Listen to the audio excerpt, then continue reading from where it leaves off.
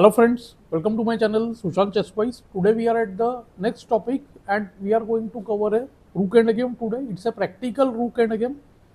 The position has come from a game actually, and both the players are roughly around 23, 25 rating near about, and we will see how we can use the principles of Rook Endgame to convert a winning position. So you can see the position here, which looks relatively easy at first. See, the pawn structure is totally scattered. That is why I took this example. And how stronger players use principles and then try to fit them with the calculation. This is what I am trying to show you. Purely everything we rely on calculation like we do in the middle game, that can make our task more tedious. But instead, if we try to use principles along with the calculation, our task can be easier. So for instance, see, this is the position black to play. White has last played the move a5. He has pushed this pawn here. It looks like a difficult task. See, pawn can be stopped easily, but black doesn't want to lose two pawns for this. If he loses two pawns for this, any of them, either e6 or let's say h4, then winning will become difficult. Even c3 can be taken very easily. So let me show you. If black would have gone with the move e5 here, which looks very logical, but the problems are increasing now. Now comes a6. The pawn is threatening to go to a7 and queen. Rook check forced. The rook will try to come behind the passed pawn. King c3, rook a2, and now see f takes e5. Suddenly you see from a couple of pawns down, now it will be only one pawn down after rook takes a6. But look at this position, the Rook Endgames, that is why are very tricky. Now comes kd4. The king will soon support its fellow pawn, and see, they are going to advance this way and the rook has to be soon surrendered, right? And the game might become drawn. See, for instance, kg5, kd5, kg4, e6, rook e6 forced, e7 was coming, and after takes h3, rook h8 or rook g8. Rook g8 is better, because if g5 now, then see king f6. This g pawn would be taken with a check next move. So for instance, to h2, just to show you the idea, king h4, then see just rook g8. So this position will be now drawn after king h3. King h3 is forced. But see, after rook g8, maybe just h2, rook g7 or rook h8, both are good. Rook g7 is also good. kg3 and see king f5. The king will come to g6 next, and see this pawn will be taken. So this game, see, instead of winning the game, it becomes an easy draw for white. So this is the typical nature of Rook Endgames. One has to be very, very careful. So what does the concept of Rook Endgames say? It says that the rook should be active. Rook should be generally behind the passed pawn, and in these kind of race positions, a pawn and h pawns are racing. So it's best to sacrifice one's rook for the enemy pawn and then take his rook for the enemy pawn and use the passer. So our extra pawn will be used that way. So here see, black played the good move, rook f2 check, king c3, instantly rook a2. Now see, conversion is going to become way more smoother over here. One pawn is surrendered, but see, black is all set to push his h pawn more easily as compared to the previous example. Now see, firstly kb4 forced, so supporting the pawn, and then comes see h3, rook h8, h2. So with this, what has happened? The pawn on h2 will be guarded for some more time, and the remaining time what black has, by the time white is able to push his king and pawn both here one by one, okay, what we will see, we have at least 4 to 5 moves in which what black will do, black will get his king 1, 2, 3 and then take the enemy rook, and this pawn up will be converted. Of course, Rook Endgames are not that easy. We will see white putting really good fight.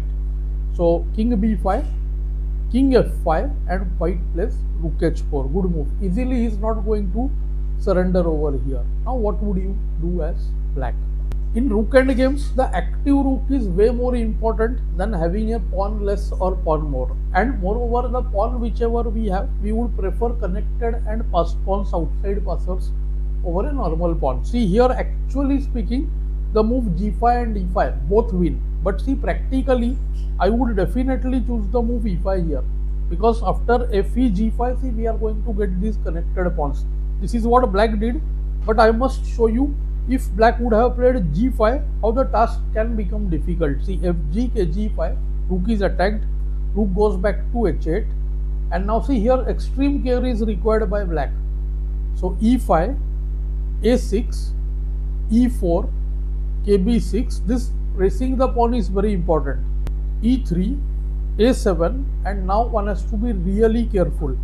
The obvious move e2 is a grave mistake, outright blunder. There comes see suddenly rook h2, e1 queen, rook takes a2. Well, we may say the rook would be lost, right? Rook is going for free instantly, qb1 check or qe6 check, case b7, queen takes a2. But now see, with this pawn on the 7th rank, it's queening right now. Even if the pawn would have not queened, black to play also, this king is see not in the winning zone. This I have described in queen versus pawn on 7th rank lessons in great detail. You can check my king and pawn endgame lessons.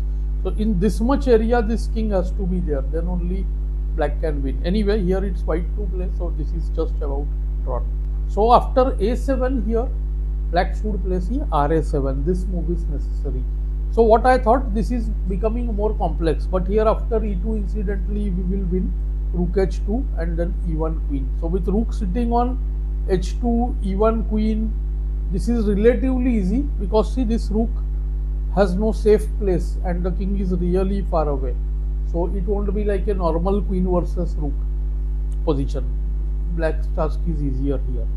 But you saw, having an outside or a disconnected passer versus having a connected passer, now we will see that how it's much more beneficial. So black played e5, very strong, f takes e, g5, rook h5, trying to test where the king goes. Here too, any trade of e pawn for g pawn will result in a drawn game. So black played kg4 first, which is not best. I will show you why.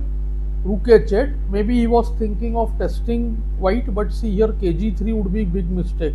After kg3, a6, rook a1, trying to promote the pawn to queen, e6, h1 queen, rook takes, a7. See, things have become really difficult. Now there will be a race of pawns soon. After see rook h8, e7, now the rook is tied down here. g4, black will try to queen, but see after kb6, kf2, kb7, g3, a8, takes, g2, e8 and g1. See, the position is drawn. After e8, g1, it will be white on the move, so nothing can happen over there. See how such rook end games can easily be misplayed. So black played the move king f5 once again, coming back rook h5, and now he went king g6. Now the plan is clear, the g pawn is going to advance. So rook h8, g4. Once we get the pawn to g3, we can assume that our task is way simpler. Now if e6 then kf6, this is same like the game rook h6, ke7, game over. So a6 was played, g3, e6, and here see actually g2 also would have won perhaps. We could have won for this. See g2, rook h2, g1 queen, rook a2, qb1 check. The pawns remain on the 6th rank only. But black went kf6. He had calculated this from before. So rook h6, ke7. Now the rook is paralyzed. Another check, then e6 would be gone. So kb6, and now see here too g2 was bit better because rook h2, then g1 comes with this queen is coming with a check, you see. Anyways, black played rook b2 check, trying to force the king in front of the pawn, ka7, g2, rook h2. Well, white could have resigned g1 queen. He played a bit more, trying for some stalemate tricks, but see just queen took on h2, a7, and see queen h8 mate. There were many others. So q, h1 and g2 were also checkmates.